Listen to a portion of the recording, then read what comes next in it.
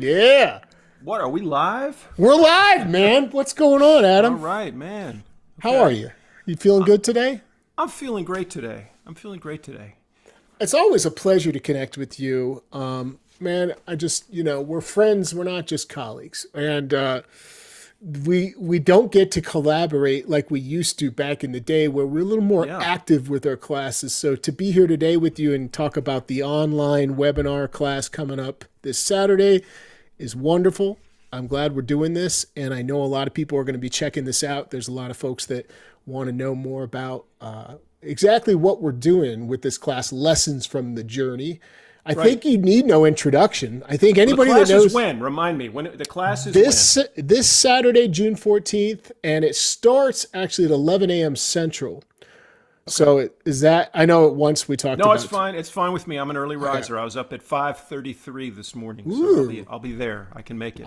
I was up at 5:30 Mountain Time, so I guess I would have been behind. I'm an hour behind you, Right. or whatever it is. So today we're going to take a minute and talk about this class. Again, it's this Saturday. Everything is always recorded on the classes. In fact, speaking of recording, let me just grab a little cloud recording of what's happening today. And while you're doing that, I'm going to let people know that I've got a new laptop and it follows me. It's very weird. So if you notice something, if things are a little groovy and spacey, Yeah, it's not that know- Adam's been drinking since 4:30 or 5:30. no, it's not.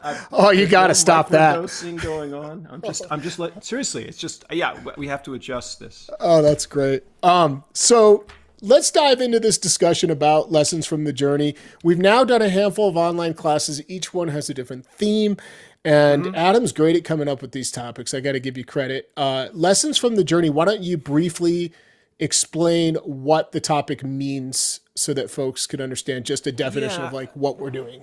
Just before we came into this, I was thinking about it. I was thinking about AI. I'm reading a book. I've got a grad student who's doing an oral exam in 2 weeks that's on like all sorts of things. But one of the things is leading me to read a book called Generative AI. So, I mean, who knows what harmonica is going to look like in the future? Who knows what the process of learning harmonica is going to look like in the future?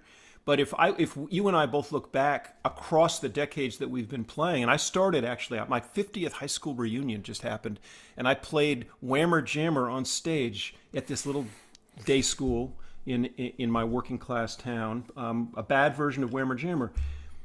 But I had no teacher. All I had was the records.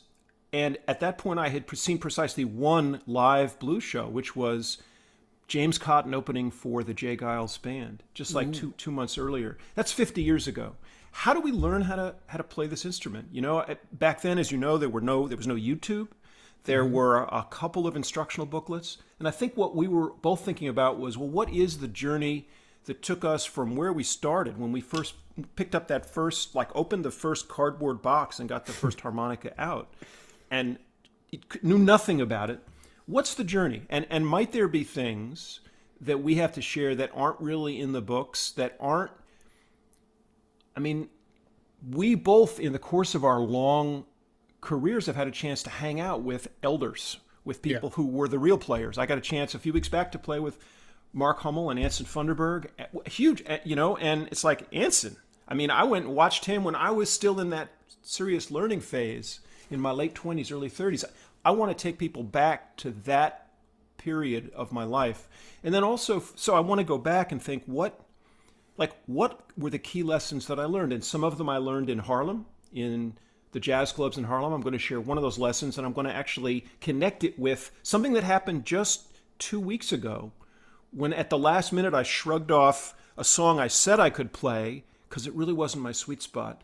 And I asked the guy, the piano player, can I play Mercy, Mercy, Mercy? So I've actually tabbed that out, but I want to talk about that. What happens? I mean, the journey is continuing. So this was a lesson I'd learned 30 years earlier that I had to remember, right, and repurpose. So you ask a professor a question, and I'm going to give you a long answer, but that's some of what I've got, and there's a lot more to it. I think and that's a one more good thing. answer. Yeah. Well, I've tabbed things out. So, I mean, I'm going to show people, like, I haven't done a lot of tabbing until now. I sort of put it aside because it takes a lot of time, but superstition. Stevie Wonder adapting. that. What's it like to adapt a song that's not a blues song? Well, Big Walter did it with La Cucaracha, right? I mean, there's a whole tradition in harmonica of people Rockin' Robin, I think Rod Piazza did that. And I've Yep. tabbed out Creeper Creeps again. So I want to kind of think about some of the moments that led to those songs entering what I've done, basically. And to piggyback off of what you said, Yeah. which is like some of these things you just don't come across, not only in books or audio lessons or videos. These Right. days, videos, we didn't have all that. We had CD, we had a DVD if you were lucky, you came across that. But what I think is like you're often in the dark when you start playing. A lot of us just learn like self-taught, right? We pick it up, Self-taught. we're influenced by something, we listen to it, we try to do it. Eventually we come across some tutorials or get with somebody and learn, but we don't know what questions to ask. And I think one of the most valuable things that we can share with you guys in this class is that we've distilled down this, decades of our journey and said these are the things that were pivotal moments where I'm going to, and as Adam said, extract and say, this was so powerful. I'm going to not only talk about it and share it with you, but I want you to learn directly from it and evolve from that, because some of these things are very tangible. Where, for example, one of my things I'll just share, one of the things I'm going to talk about is the lesson of being embarrassed so many times when somebody asked me, hey, you play harp? Play me something. I didn't understand the value of being able to be musical on my own without a backing track, a guitarist, Oh man. unaccompanied. Yeah. So We're gonna that's talk one about of that, yeah. as one of my lessons, and I'll be teaching a little piece of something that you can learn to play on your own from that. That's a tangible takeaway you guys will have, and we'll combine or compile rather these notes for everybody, and you'll get them when class ends. Everything will be recorded. You'll get the actual class and then our notes. So I think this class is kind of cool because it's like taking a trip down memory lane and sharing some cool stories, but then again distilling those tangible lessons, which I think is going to be great. I have you to thank for coming up with this once again for this fantastic topic. I always think I'm going to come whenever we do a class. I'm like, this time I'm going to come up with something great, and you always have great ideas, man. Well, so last time, I think the last thing we did, maybe it was a year ago, I forget exactly when, but we did the thing on 8-bar blues, right? That was And the last versions one. that was the last one. And the versions of 8-bar blues. It was very musically dense. And I think part of what got me to this topic was I want to go in a different direction, slightly different direction. And so tabbing, of course, is one way to give somebody a shareable out of all this stuff. But I still think there's a place for storytelling and thoughtful storytelling. And I love that your point was sometimes the lesson is that you've got to figure out what the lesson is. Oh yeah, we talked about that last night. Which is there's some weird philosophically deep kind of things. I'll give you. I'm going to give you one example, one little thing that just comes to mind. And by the way, for everybody watching, this is part of what Ronnie and I are going to do. Is we're improvisational agility is a part of the blues tradition. We're going to do a little bit of that. So I'm just thinking about my father. I was just cleaning out my late mother's house. I drove back and forth from Mississippi to Piermont, New York. And got a lot of my father's artwork, and so I've been thinking a lot about. He died 30 years ago, in 90. He died at the same age I am. My father had one of his most. He had a lot. He loved to teach. He loved to sort of give you those epigrams, and he said, the hardest thing for an artist to do. Well, one of the things he said was the hardest thing to do is to know when that last brushstroke is not needed. Right? Powerful. Right. So what might that mean? Well, it might mean that if the whole point of music, the stuff we do, is to create meaning, then if you focus solely on the notes, or even worse, on the written notes and the tablature, do you have a tab for that? Like maybe sometimes you have to focus on how long a space you can leave and still create meaning. Like what does that space? So listening for the silence, almost listening, or knowing what. Remember, years ago, there was a very famous, and we're giving content already. I don't want to give all this stuff away, but there was a article in Guitar Player. It was an interview with a studio guitarist whose specialty was sweetening tracks that people sent to him. He says, when people send me tracks, and I listen to it, and they tell me what to put on it. I mean, they say put what it needs, whatever you feel it needs. Here's kind of a general feeling. And you and I have both done sessions like that. And he goes sometimes, he says, occasionally, I'll listen to a track and I'll say, it doesn't need guitar. And he said, and they pay me my session fee. Wow, that's a huge lesson right there. Yeah, Like, because they pay me my session fee because they're paying me for my professional. And if you think it doesn't need what I have, if there's nothing I can do that can actually improve that, so that's a weird musician's lesson. But if you want to make a living as a musician, or even want to come over well at your next jam session, part of what you want to learn how to do is, like, it doesn't have to be about a lot of notes. Maybe you want to make people wait before you play that first note. Right? I had a session once where the guy wanted me to play on a track, and I went, no. I said, actually, this is not a good harmonica song.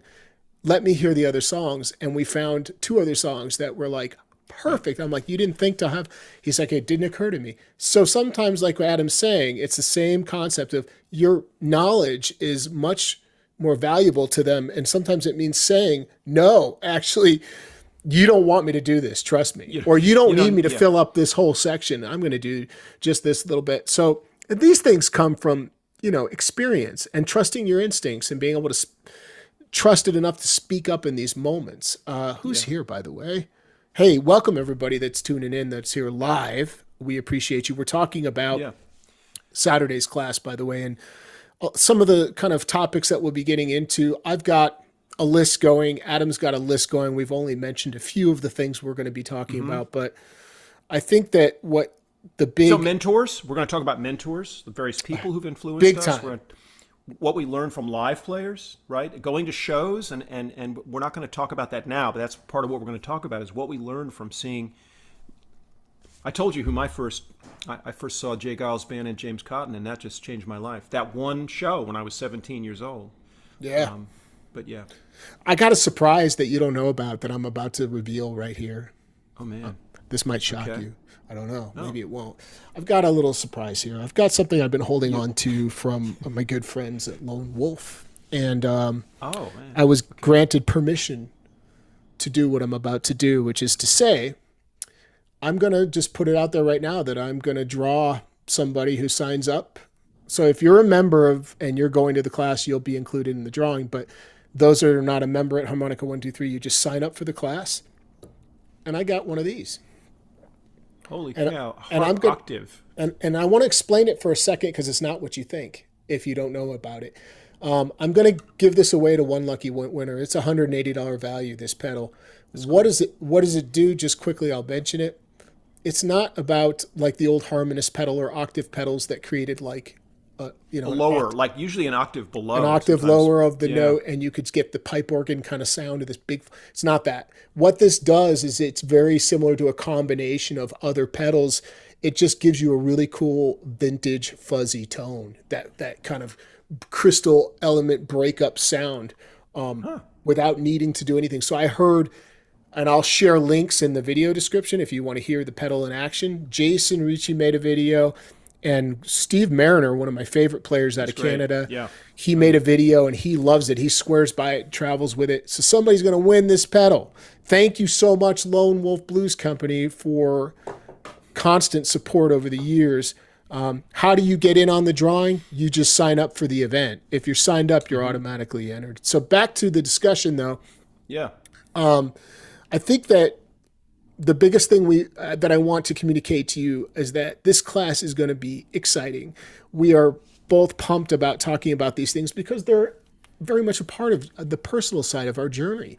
These players that we connected with and the lessons we've decided to extract to share with you guys, honestly, and I have more work to do. I've got a lot of kind of brainstorming and dumping in my head, but like going through the years, like there's just constantly things that come up where I'm like, oh yeah, there was that moment or that person that I met where the one little kernel of knowledge that they shared with me completely altered my journey. Right. So I'm excited about this class. What have we not mentioned that we need to mention, though?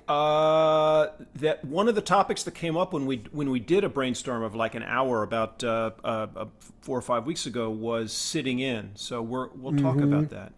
It occurs to me, of course, some people here would know that I used to write a column 30 years ago called Journeyman's Road, which was in Blues Access magazine. So the Journeyman, interesting to think about lessons from the journey.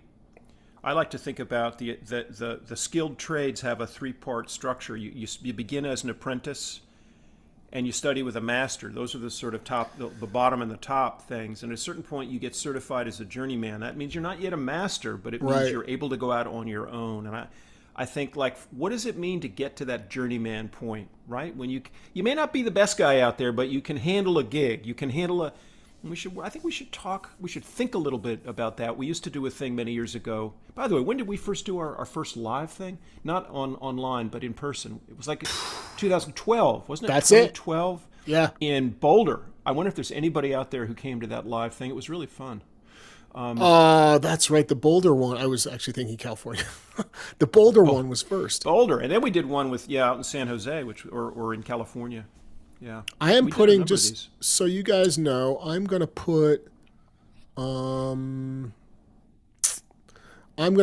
in the chat a link to where you can sign up for this class. So if you're watching this live, don't wait. Sign up. There's the link. Right. I'll pin it to the top of the chat, and I'll put it in the video description when we finish up. I'm excited about this one, Adam. Out of all the all the classes so far online that we've done, I'm more excited about this class than anything we've done. I think that this topic is powerful, and the lessons we extract are going to be super helpful to folks. So I can't wait. I think we probably want to. I don't want to give everything away right now, right? We probably want to. I'm just thinking.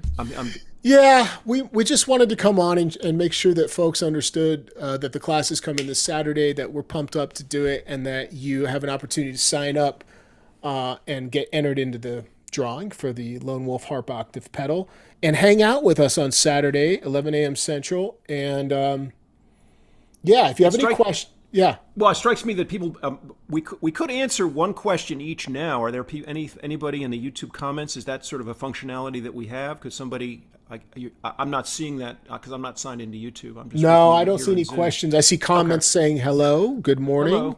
Good day, the professor and Dr. Funkmeister. Is that who I am? I'm Dr. Funk. Funky Blues Harmonica, man. That was there was this.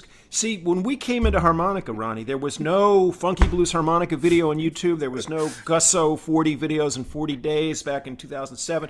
There was none of that. No Jason Ritchie putting videos down. No Liam Ward. No Tomlin Leckie. No, none of it. None of it. Right. There was, as you said once, there was an old video of Sonny Boy and then a bunch of random dudes just making noise. James and then Cotton sweating really badly in a damp blue T-shirt. I remember that, thinking. The slow blues, yeah. So, but in order to get to where we are, we went through long. I think this is what people don't fully understand when they say, "How do you get good on harmonica?" And it's not as simple as watching every single video. It's not as simple as buying every single lesson we all have. It's not as simple as that. It's a much longer journey and a much more existentially challenging journey. And I have one last thing to say. You know, the thing about blues is we can get all happy and it's fun stuff. If you're going to be on a real blues journey, if that's the music you want to play, it's going to force you, I think, if you play it for real, it's going to force you to confront some of the stuff that helped the people who created blues, the stuff they were dealing with in order to create the music. And so I'm talking about Black history is going to show up whether you want it to or not. If you're going to play for real, that's what's going to happen. Yeah. So point. There I'm going to dig deep when I compile my notes, and I'm thinking about that too.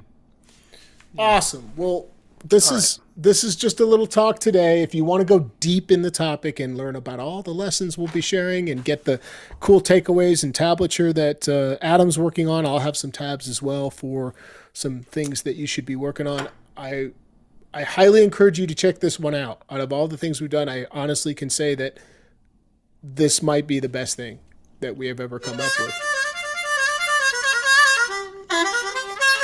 Yeah. Maybe we should do a quick little jam before we go. Maybe we just play, I play, you play, I play, you play, and we go. Okay. All right. Go ahead.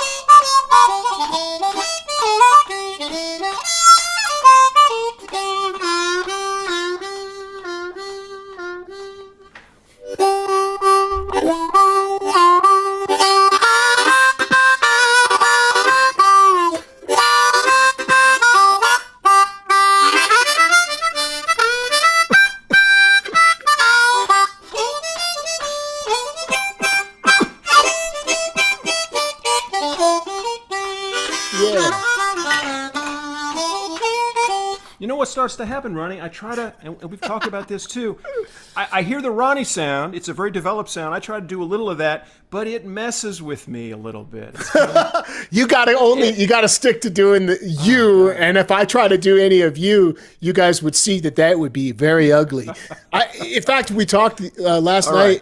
And I was like, I can't, that's not something that I'm capable. I hear it, I know it's you, but it's not something that I can replicate, which is kind of a cool thing. A little tangent here. The class will last, Charlie, approximately hour and 45 to 2 hours, in that zone, if I had to guess. Hour and a half and then some questions. That I can imagine it might be an hour and 40 in questions. Yeah. With questions and everything, maybe an hour and 45. But we won't put a hard cap on it, just so you know. But approximately that's how long. So thank you for tuning in today. Appreciate you, Jane, Clay, Charlie, everyone, Kenneth, everyone that's tuning in live. We hope to see you Saturday. Adam, make it a great day, man. All right, man. I'll see you on